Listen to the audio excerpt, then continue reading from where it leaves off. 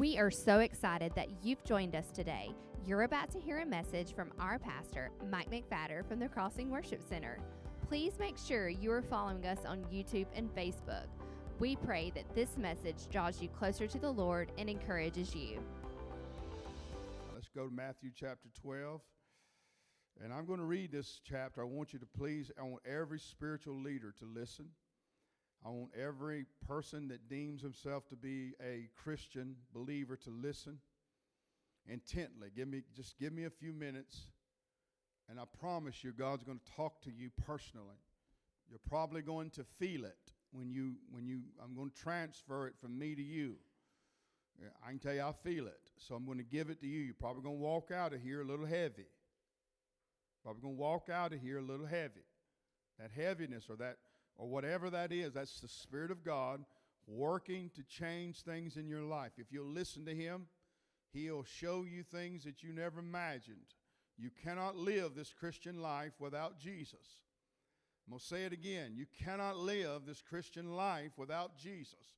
He gave us an illustration and said, I'm the vine and you are the branch. You're not the vine. You're not the origination. You don't have every answer. You don't know everything. You don't see the devil. You don't know what tomorrow holds. You can't do anything about yesterday, and you do very little about today. But God, through His power, said, God is the husbandman, or the gardener of that vine, Jesus, and He said, you're the branch. Now, if you stay connected, He said, everything runs through the vine, runs through you. Everything that runs through Jesus runs through you. If you believe that. And He said, but without me, you can do nothing. Say that with me. Without Jesus, you can do nothing. I hope you've learned that. If you hadn't, that's a long class of education. Good God, I don't want to have to go through that class again, where God has to educate me that without Him, I can do nothing. Nothing. But with Him, all things are possible. So you ready this morning? Here we go. But Jesus knew their thoughts. Man, could I preach right there? Any preachers in the house? And Jesus knew their thoughts. You say, well, I'm sitting here. Nobody knows what I'm thinking. Nobody knows what's going through my mind right now. Old crazy preacher talking about the tithe. He ain't getting no money out of my back pocket. That's all right, brother. God knows every thought. He said, I'm reading. I don't even like that preacher. That's all right. Jesus heard you. That's okay with me. I've learned. I told my wife this morning, she said, be careful. You're going to lose your reputation. I said, I don't have one anymore. I lost that a long time ago. Tried to be nice to everybody, give shirt off my back to most folks, help and love. Find out that most people turn on you without any issues. You don't have to do nothing but lead. I said, you don't have to do anything but lead. Leading takes you to a place where people have to trust you, or either they have to get out of the way because you're going to be the one in the mess, right? Leadership, whether you're a daddy, a business owner, a mama, a single parent, if you're waiting on your kids to like you all the time, they're not going to like you all the time. Why? They don't want to be led. Y'all going to make it rough on me, ain't you? That's all right. That's all right. Jesus knew their thoughts and said to them, listen to me, every kingdom against itself is brought to desolation. Whether it's your house or the kingdom of God. If you're divided, get ready for a divorce.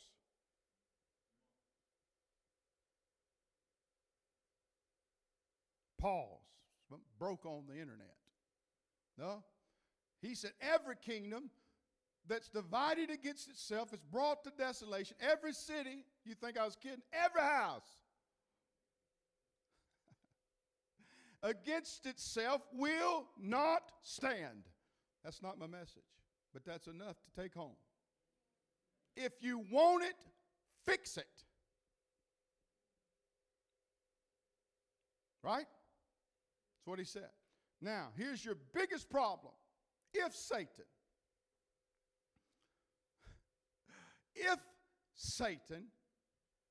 can cast out Satan, because what had happened, Jesus had healed a man on the Sabbath, and they said, you did that through the power of Satan. That's the story behind what I'm reading. He said, if Satan cast out Satan, he is divided against himself. In other words, Satan's not going to throw Satan out, is he? That's what he's telling them. He's not telling me and you. He's telling them, these people. Said, if I'm of the devil, I just cast out a demon. How then will that kingdom stand if we're dividing? I'm casting out my own kingdom. How's that going to stand? He said, if I cast out demons by Beelzebub, by whom the sons are cast, by whom do your sons cast them out? If I do it by Satan, therefore they shall be your judges. In other words, your life will express what it means. But if I cast out demons by the Spirit of God, surely the kingdom of God's standing in front of you. Jesus said, if I deal with the devil, surely kingdom of heaven, because we are not alike. There is no concord with Belial, with darkness and light. There's absolutely nothing that light has to do with darkness. You cannot cohabitate with your enemy, Satan. I'm going to tell you again, he will not cohabitate with you. He has come to steal, kill, and destroy, and he will do it if you let him. How can one enter a strong man's house and plunder? Say plunder. Say it again, plunder. You're going to need to know that. I'm going to tell you what that means. How can we go into a strong man's house and plunder his good unless they first bind the strong man? He's talking. Jesus is talking to militant people. He said, once you've bound the strong man, he said, then he will plunder his goods. Now, victory, you and I know, come through Jesus. Without Jesus, there is no victory. The anthem of the church is that old hymnal, Victory in Jesus. There's nothing more powerful, more beautiful, more wonderful than a blood-bought church of Jesus Christ. I said there is nothing on this planet. To be a part of the blood-bought church of Jesus Christ is the greatest thing you could ever have in your life. I'm telling you, it makes a world of difference in this life and in the one to come. We know that there is a daily struggle. Does anybody want to agree with me? You don't have to. Anybody want to agree that there's a daily struggle? It intensifies once you're born again. And any saved people want to say amen. I said the struggle you're going to have whether you're saved or lost. But it intensifies when you're saved and born again. I know you might have thought that it was going to go away or get easier when you got saved. But I think you're finding out that was not true. Okay. Now, if he said, because what he was trying to say was, I'm not here to make a cohabitation with Satan. Jesus was standing there healing people, and they came to him and said, you did this on the Sabbath day. That means you're religious, and you are doing this by the power of Satan. That's ridiculous. I'm going to ask somebody this morning. This thing is violent, and Jesus came to cast Satan out. That's what he was doing. My title this morning is Bind Him, Bind Satan, and Cast Him Out. It's what he told me to tell you. He said, how can you do anything except you first bind the strong man? Now, some of you are cohabitating with the strong man. You have taken up help. You've let him come in. You've allowed him a place in your home. Whether it's through your TV, whether it's through your internet, I don't know where it is, but there's an access point somewhere. There's some access somewhere in your life. The Bible says that the eyes are the gateway to the soul, so whatever I see, I cannot erase. No matter how it happens, you might forget where your keys are, but you're not going to forget the pornography you saw 25 years ago. You're not going to forget it because the Bible says it's the gateway to the soul is through that eye. That flat tire don't mean nothing. But that pornography is a connection to your desires. The things about your life have desires. Your body, you may think highly of yourself. Bible says that's all right. Just don't think more highly of yourself than you ought to. If you got it together, fine. Show us you got it together. But I'm here to tell you that Jesus came and he cast out Satan. He took him and he had to first bind him and then he threw him out. Out of what? Out of people's lives like mine and yours. You thought he'd just leave because Jesus showed up?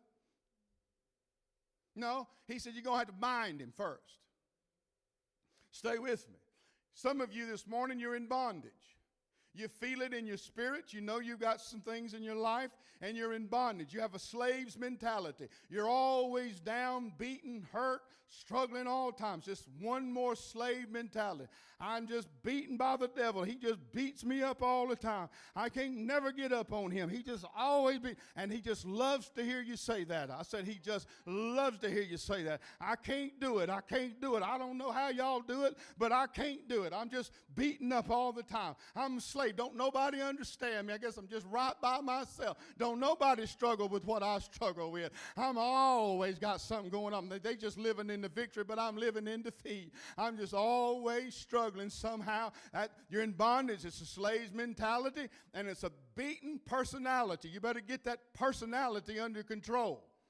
I'm going to say it again. If you don't first get your own personality under control, I'm talking about my own self. I'm talking about you. You know as well as I do, the biggest problem in your life is not the devil, it's you.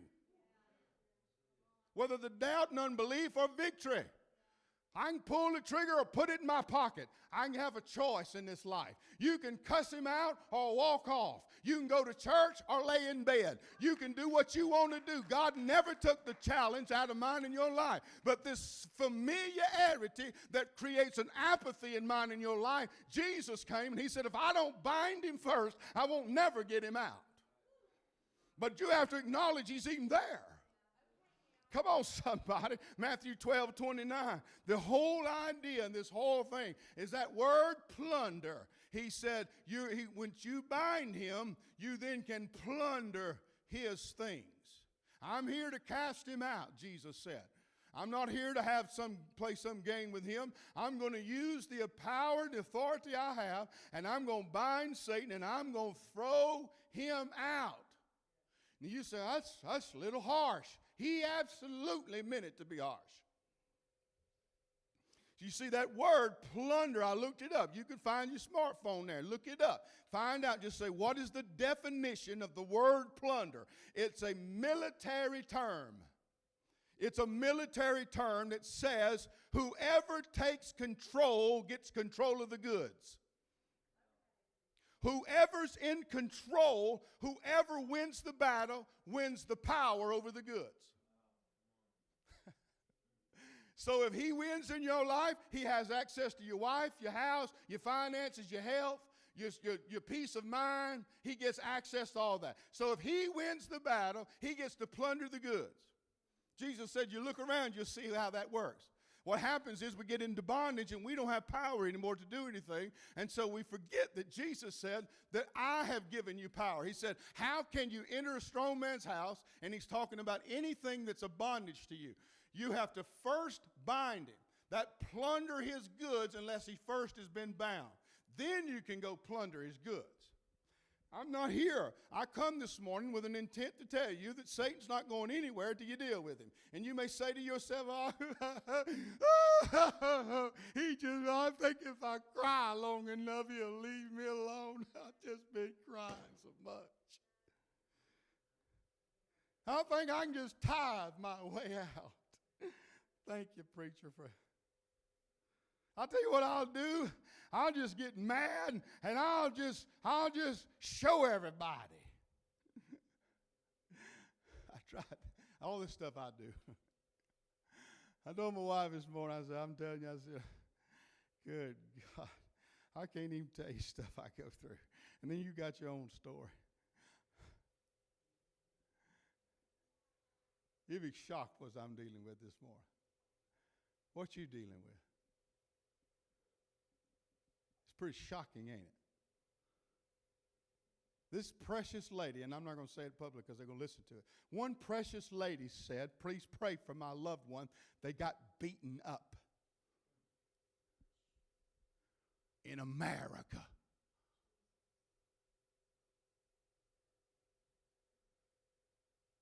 That sound like violence to you? Bringing in the sheaves, bringing in the sheep. We shall go rejoicing. I'm not saying that's a wonderful song. That's a wonderful song. But I got my war clothes on in the army of the Lord. I got my war clothes on in this army. Yeah, I know 2 songs. I sing them to myself. I had a pastor friend of mine call me and said, the Lord said to tell you, go into that prayer room and start worshiping him in songs. I'm not the worship leader, but I got something to say in my own mind. And how do I know? Because I know the devil's come into my life. I sense him, I see him, I smell him, I know what he's like. I've been saved 30 years, and just as sure as I know Jesus, I've learned the devil. One time my pastor said, he said, you better get to know the devil just shy of what you know about Jesus. Well, our churches don't even talk about the devil. But Jesus said, if you're going to have your healing, you're going to bind him first and throw him out. That's what he was doing. What are you doing? He come up there, bound that devil in George's life, bound him up and cast him out and said, get out of George's life in the power that God gave me. Out of George. Oh, my God. Oh, are you serious? That's shocking. No, what's shocking is that George could live with him in there. Matthew 10:1. We've been given power and authority, you and I Christians, and we're not down and out. We're not here to win victories in the flesh. He said when he had called his 12 disciples, sometimes you got to get it down to the ones you can influence. I'm going to say it again, preachers. Sometimes you can't help everybody. You got to get it down to the ones that will listen to you. He gave them power over unclean spirits and to cast them out. Out of what? Out of people, out of the room, out of his own life, and to heal all kind of sicknesses and all kind of diseases. Let me tell you something. In this Bible, it says there is a spirit of infirmity. Look up the word infirmity. There are people living with sicknesses because a spirit has attached itself to you. But you're not going to get that from the doctor's office. You're not going to get that from a lot of churches. This crazy preachers preaching. Yes, I'm preaching because I know what I'm dealing with. I'm absolutely saved, born again, love Jesus. Got up this morning with even that said and had to find out the devil staring me in the face. I know he's staring you. I know what God told me to come here and preach. One thing is this. He's been giving me and you a power. He said, I'm going to give you the power over that unclean spirit. He don't have power over you. You got power over him. I said, God told him, said, give me them 12 disciples. This crazy devil don't have power over you. Throw him out. Why are you living like this? How come you'll try? Why have you cohabitated with him?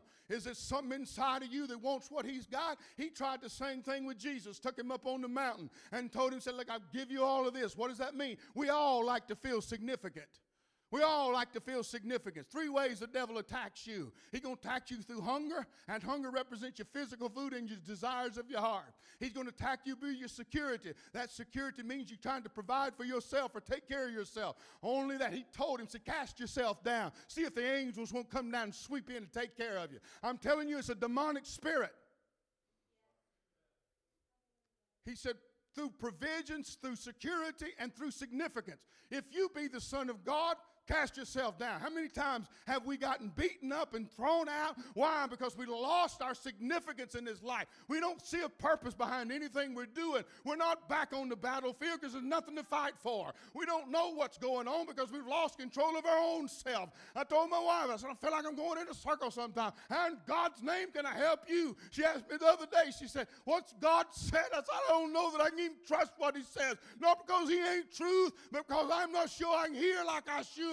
I got some things in my head I can't get out of. Somebody else needs to be honest with God. But I'm going to tell you something. God never come down and said, Mike, I'll just do it for you. He said, I taught you what to do. You get out of that bed and get in that prayer closet and pray over that and deal with it. Get yourself back in church. Quit playing with the devil. He's wrecking everything you got. He'll take your food security and your significance. And if it don't mean enough to you, then stay like that. Yeah, that's what he said. That's 3 o'clock in the morning.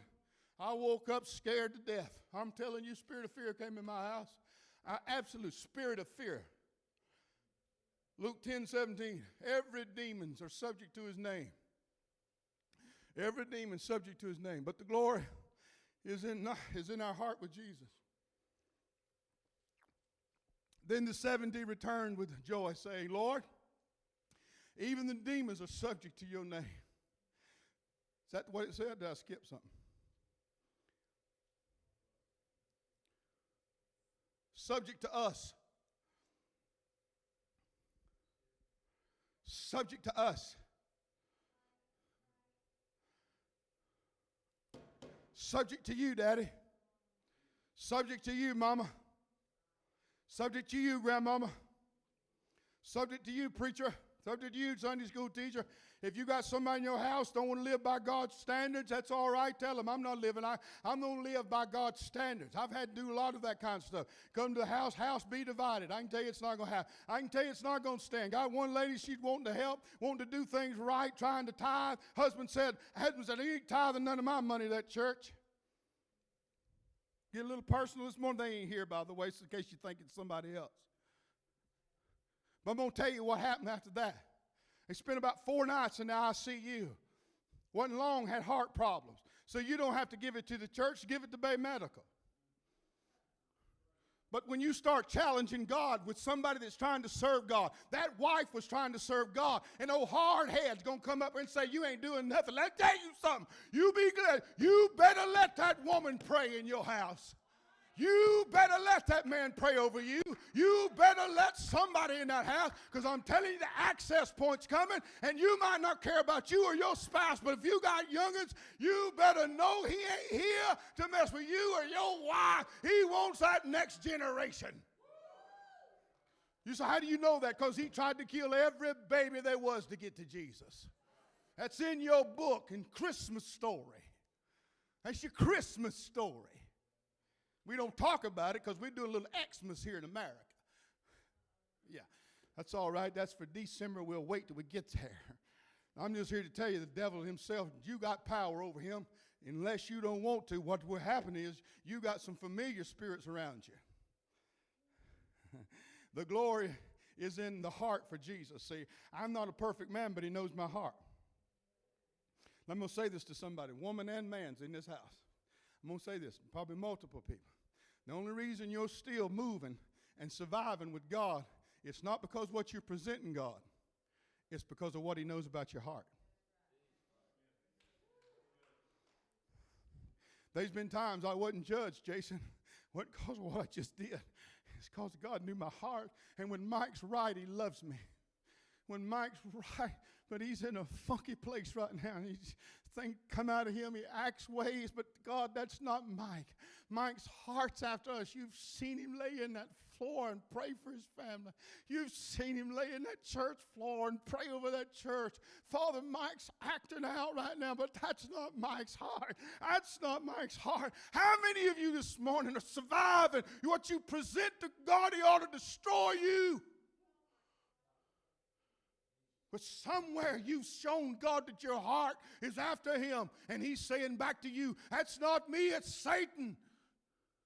Matthew chapter 12, verse 7 and 8. I'm not after your traditions. They said to him, how come you healed a man on Sabbath? He said, let me tell you something about the Sabbath. I'm the God of the Sabbath. I have people tell me, well, you're not serving God on the right day. Let me tell you something. I serve God every day. I keep the Sabbath holy. It's my Sabbath. He's my Sabbath. Somebody said, what's up? You're not doing it. You ought to be doing those Saturdays. He's my Sabbath. He said, but if you know not what that means, he said, if you'd have desired mercy and not sacrifice, you'd know what I was talking about.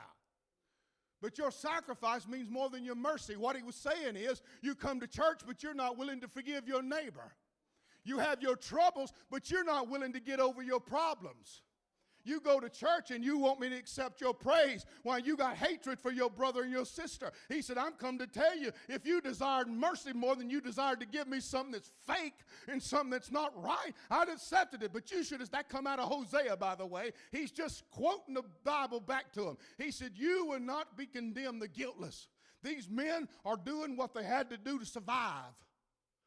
Matthew 6, 19 through 21. You say, I can do whatever I want to do. I'm going to tell you something. He said, do not lay up for yourself treasures on earth. You're going to lose it. The moth's going to get it, rust is going to get it, and the thieves are going to get it. But that's the American church. But lay up for yourselves treasures in heaven, where neither moth nor rust destroys, where thieves do not break through and steal. He said, for where your what is? I love the Lord. No, you don't. You love your treasure. That's where your heart is. That's why we can't talk about tithes in the church anymore. Because that's where our heart is. My heart is, it's mine. Keep it then. God's not going to let this church suffer, go under. Pete said, I put money in a fish's mouth. And this church has got money and we got great tithers. I'm just trying to tell some of you, get on the boat. Jesus said where your heart is, your treasure, you got to find out what are you storing up in heaven. Have you even thought about heaven lately? Or is everything about what's now? My God, get your mind. That's what he said. Your heart's telling me you're trying to work through this life and you're going to end up bound as that anything has ever been bound up. It'll bind you up living for this world. It'll bind you and you know it, you're bound now.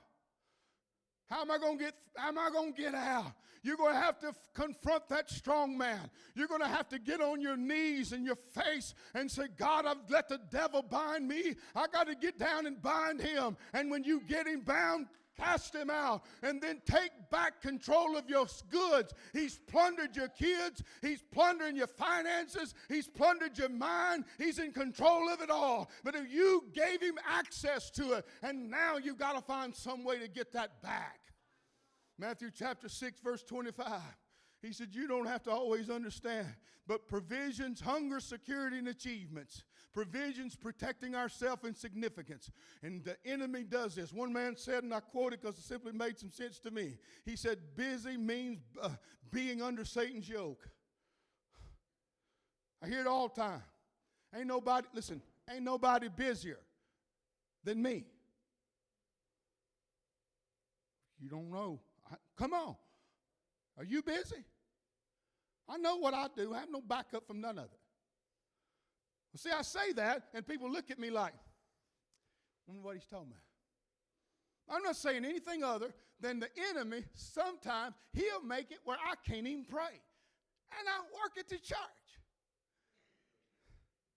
I'm 30 feet from the altar and struggling to get there. Well, if I had your job, I'd be fasting and praying every day. Oh, you wouldn't. Oh, you wouldn't. I'm just telling you, life is not easy. It don't matter what level where you're at. He said, I say to you, do not worry about your life. That throws the church out the back door. We're all living for this life, all of us. He said, don't even worry about your life. Do not worry about your life, what you will eat, what you will drink. Yeah, but Lord, I read that Bible and all you gave them was some cornbread and water. That's angel food, by the way, not cake. I hate angel food cake. He said, what bring? Bring you water. He said, your body, don't worry about your body. Did he say it or didn't he say it? You know why we worry? We're not in control. Somebody else is in control. Is the devil in control of your body or God? Then you ain't going a day without dying early. God's not going to let it happen. Do you need help in your body? Then ask him. Say, Lord, I can't be in control of my body if I don't have control over it. He said, what you will put on is not life more than food, and the body more than clothing. I'm going to ask you again. Has he come in when he tempted Jesus with hunger? He tempted him with security, and he tempted him with significance and achievement. Find out where you are. You'll find the devil in your life. And if you don't bind him and throw him out, he's going to take everything. That's a prophecy.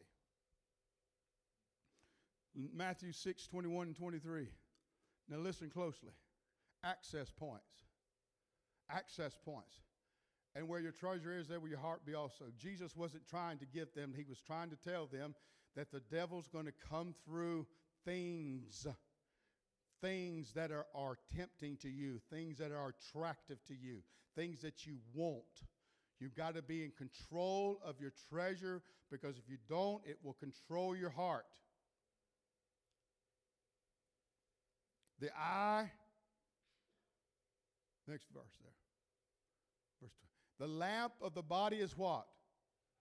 The eye. And if, therefore, your eye is good, your whole body will be full of light.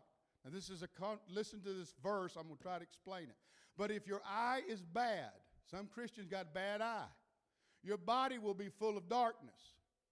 If, therefore, the light that is in you is darkness, if the light, that's an oxymoron. How can light be darkness?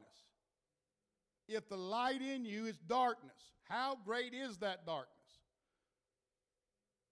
If the familiarness of the Spirit that's around you has cloaked itself to create peace in your mind about where you're living, if you're willing to be satisfied with being hungry, scared, broken down, defeated, and messed up, that's a familiar spirit that you should have never taken in, and that darkness will be darker the next day than it is today. He said the eye sees that if the influence of Satan fills your hunger and security and your significance, you're going to find yourself in trouble. And I'm ending with this. Matthew 6:6. He told him, he said, now enter into your closet. There's an access point to God here. He said, when I talk to you, when you pray, go into your room, and when you have shut that door, he said, pray to the Father in the secret place. Now in the King James, it says, enter into your closet. Now, I'm going to say this and move quickly.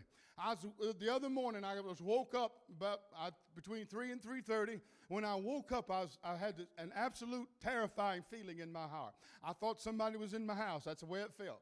I didn't really think they was, because I've been saved for 30 years. But I'm just telling you, that's the feeling I had. If you woke up, I was dead awake. I wasn't worried, one eye open. No, didn't have to go to the bathroom, get something to drink to wake up. Absolutely not. I was awake. Now, I've been saved 30 years, so I'm just telling you, I'm used to this warfare. So I knew God was saying, I said, that's you, Lord. That's the devil in my house. You don't have to believe me. I'm just here to tell you what this Bible says. He said, I said, Lord, now, as soon as I got up, I said, I feel the spirit of fear. I said, I feel the spirit. I used to chuckle at him. I said, I've done this long. I said, I know somebody. I said, when I preach this, they're going to think I'm crazy. That's all right. You'll have your day. I said, I chuckled. I said, I know you're here.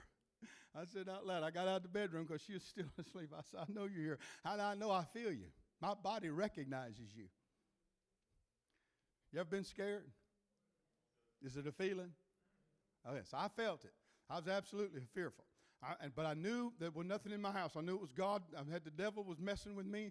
And I woke up, I said, there's a spirit of fear in my house. Now, when I started saying that, I thought about prayer. And he said, what did I tell you to do? He said, I told you to enter into your closet. Now, by this time, I've walked from my bedroom to the guest bedroom, and when I looked around, there was a light on in the closet. I could see it under the door. It really got scary, because I just thought, oh, boy, because God's talking to me. I had my phone now, and I'm dictating it back. I've got it in my notes. I'm dictating on my phone. So I went in there, opened that door, shut the light off, and when I did, now listen to me. How many of you guys have seen or heard, some of you old folks might not, but you've heard of that movie, Monsters, Inc.? Monsters, Inc., y'all remember that? It's a cute little movie. I liked it, by the way.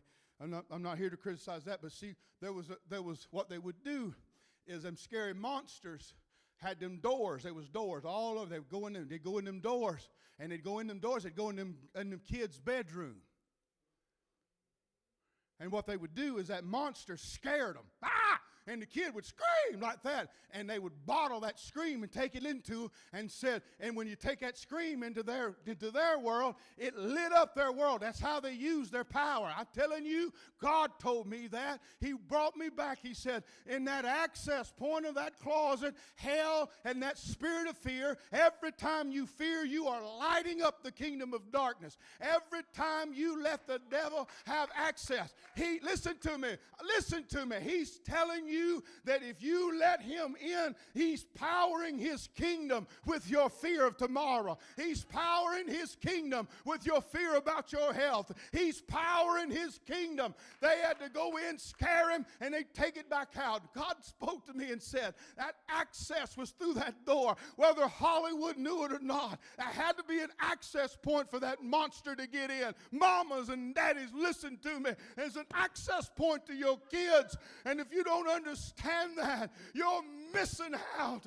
I'm telling you, Satan, come through there. I went to the next bedroom, opened up the closet, prayed in that closet. Why, you crazy, preacher? I couldn't even get it. I'm just kidding. I said, devil, you have no place here.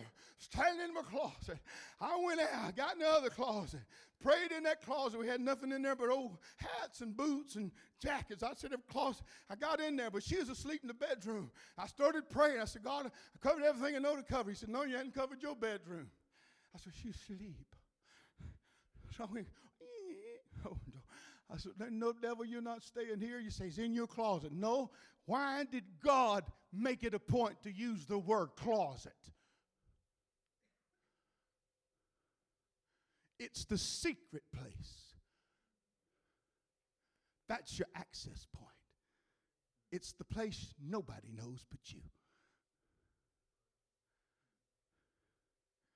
And he's accessing it. And he's in your home. And he's in your life. And he's in your bedroom. And he's tormenting your kids. And I said, Lord, I don't know what you're trying to say to me. He said, I'm going to tell you something. He ain't leaving until you take the authority I gave you. And you bind him. I said, and when I felt that, I'm telling you, I've never had such a peaceful thought. I saw the devil for who he really was. A weak coward that hides in darkness. He said, Mike, if you'll turn the light on. I say it light, the eye, light. But if that light's dark, your whole body's dark. Light, it ain't just light. It's true light. It's the Spirit of God light. He said, if you turn that light on, he said, roaches will scatter. Nothing, devil don't like the light. No, my house was dark. You think my wife's going to kill me because we don't have roaches in our house. But I flipped on that light in the living room. I was sitting in my recliner, and he told me that, and I heard something in the kitchen. I'm telling you, my house don't creak or pop. It don't do that. I'm telling you, I distinctly heard a sound, somebody moving in my kitchen. I was sitting less than 10 feet from it. To the point I laughed. I said, so you've moved into my kitchen. God said to me, don't forget that place of that kitchen is where that food is. And he tempted me that day with that food. Do you remember, Mike, when I was in there? He said, why are you hungry? He said, there's some of you who the access point's through your food.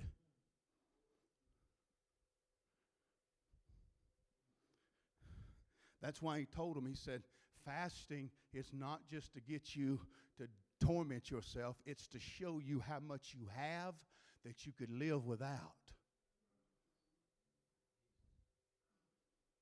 I went in my kitchen. I said, you're not showing up in my kitchen. I bind you in the name of Jesus. Get out of here. This is my house. So I've been in the closet and in the kitchen. When I turned the light on, I was sitting there. I said, all right, Lord, I've done it. I'm back in my living room with the light on. I'm sitting in my recliner on the edge. I'm telling you, y'all going, oh, my God. So I was sitting there, and I turned that light on, and I heard some noise in front of me. When I did, a roach, one of them big palmetto roaches, crawled out from behind one of the pictures my wife had on the wall. Any other time I wouldn't have worried, but he just told me, he said, turn the light on, the roaches scatter. Mike, until you get up and let me talk to you, you're not going to know where the devil is. I said, I got some spray. Let me go get it. He said, no, don't spray this one. You take care of this one yourself. I don't like roaches. I went and got me a paper towel out of the kitchen, and I watched him. He was right there, and he went over behind it. He come back around. I grabbed him. I watered him up, and I squeezed him because what he represented. A hiding spirit of familiarity in my house. And he said, unless you bind him and cast him out, he's not leaving.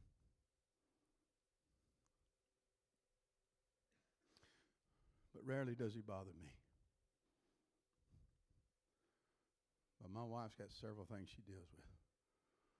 My grandkids, anybody's having kids in this world, we got to pray and plead the blood of Jesus over them.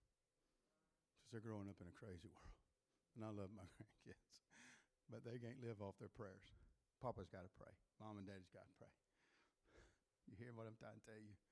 I grabbed that roach, I squeezed him. About that time, my wife got up and she walked in the living room, and I said, "Here, would you throw this away for me?" And she looked at me, and I said, "Now, there's a roach in it." I said, "Don't go in there, just throw it on the counter. Put it in the garbage." So she did. Threw it in the garbage. I said, "I'm going to have to preach this message. There's an access point to your life. I don't know what it's through, hunger, security. I don't know if it's through achievements. I don't know where the devil's coming into your life.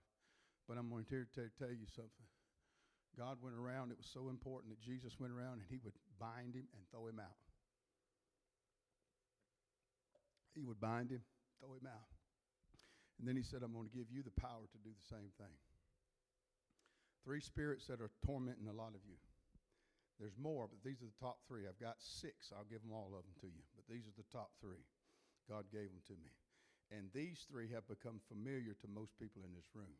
The first one is the spirit of fear. That's the most familiar spirit in your home. You're afraid of everything. You say, I'm not afraid of nothing. You're afraid of the future. You're afraid of yourself. You're afraid of what's going on in your family. Fear has become a familiar place with you. Number 2, the spirit of lust. The spirit of lust has taken over most homes.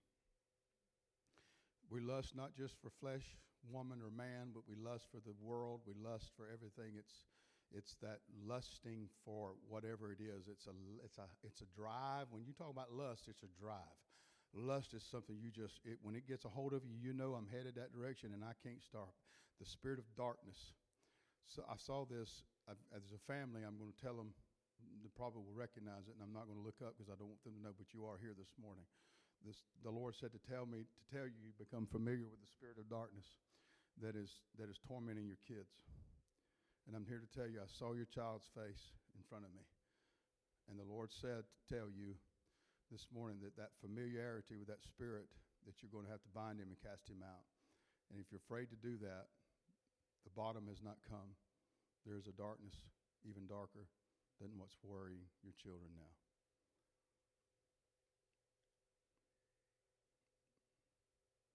I'm not an exorcist. I've had people call me and say, Pastor, would you come to my house? You do it. If you don't care enough about your family, your kids, or whatever, take the oil and go splatter the doorpost, wherever it's at. The other 3 are this. Spirit of loneliness has got some of you. It's a demonic spirit that makes you feel outside of life.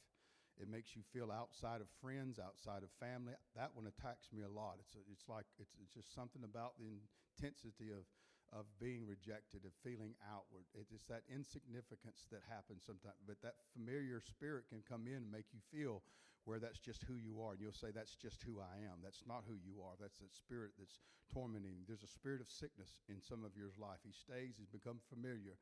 It's a spirit of infirmity. And then the last one, number 6, was a spirit of covetousness. You're looking and seeing whatever it is, I want more. It's never enough. It's an insatiable drive to have more. Darkness is accepting that light that seems to be right. It's not. It's darkness. Bind him up and cast him out. But to do that, you have to turn the light on. And there can't nobody turn the light on but you.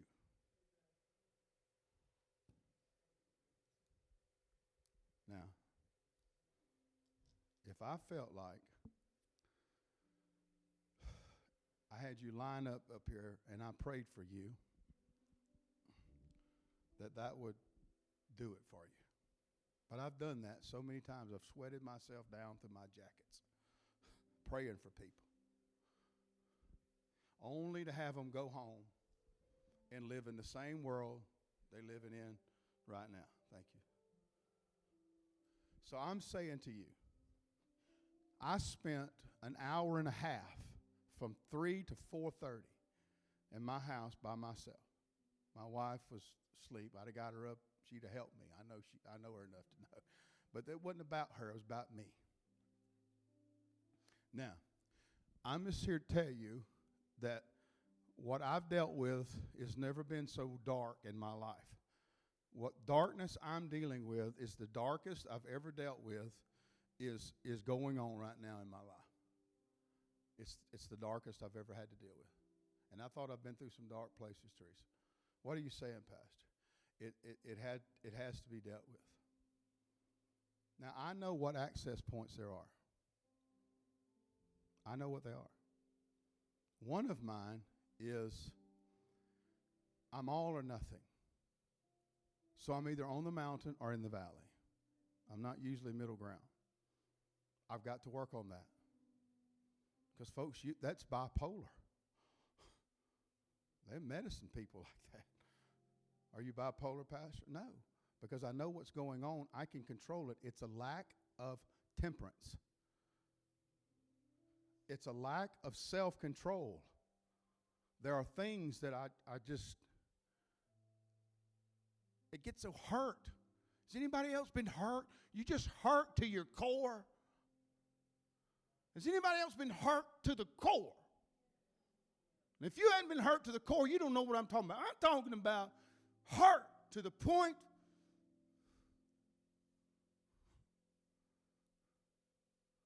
it's just not even describable.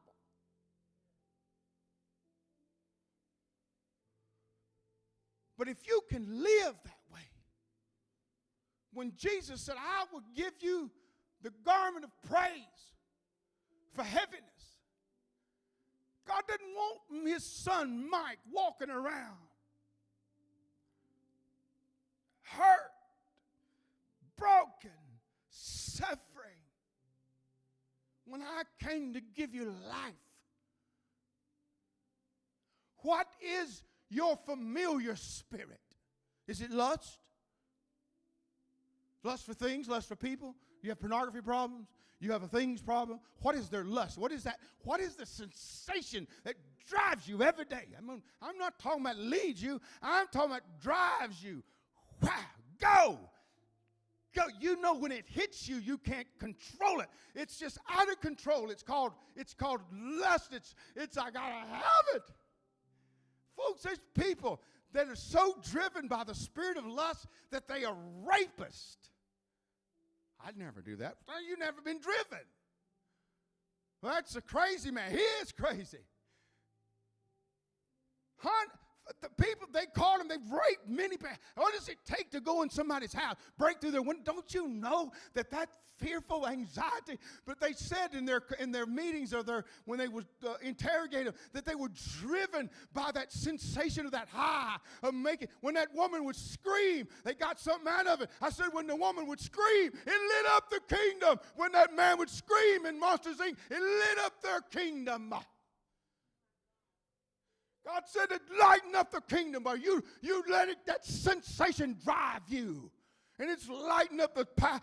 All that darkness feels darker every time. Darkness just so Satan just loves it. And when he laughs at you and laughs at me when we're moping and we're down and we're broken. We become so familiar with being broken that we just live broken. It's a familiarness of darkness that should not be familiar to you. You've hung around him too long. It's time to bind him and cast him out. Come on, militant. And if you throw him out, you get power over the goods again. But some of you don't even know what I'm talking about. You say, I don't know what to do. I'm here to tell you, you open your mouth that Jesus did. He looked at that thing and he said, devil, you have no access here. I bind you in the name of Jesus and I throw you out. He said, put the devil behind you. Folks, this is war. This is war. This is war. This is militant. This is plundering. People say, yeah, we won the victory. I'm looking at a bunch of victory. And listen to me. Once you get peace back, when I didn't do nothing but just follow the Lord. He took me to the closet, not myself. I was talking to brother the other day. Brother Randy was talking. He said they were inviting him to church. And he said, I got numerous invitations to go to church. Listen to me. He said, I got numerous invitations to go to church. And he said, Sister Jean was his new neighbor, and she had invited him. And he delivers from some kind of work he does, and he delivers. He said, I made a wrong turn.